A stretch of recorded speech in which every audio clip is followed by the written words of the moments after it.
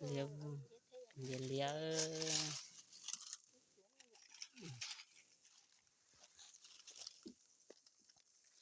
tao chơi tôi hay ngồi rồi là tôi nhớ nè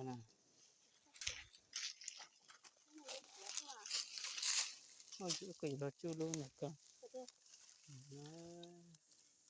tên nói có lưng mà ta muốn bọt tà sao rồi thế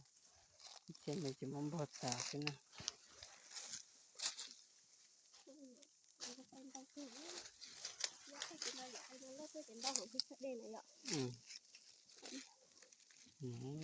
về lên xong rồi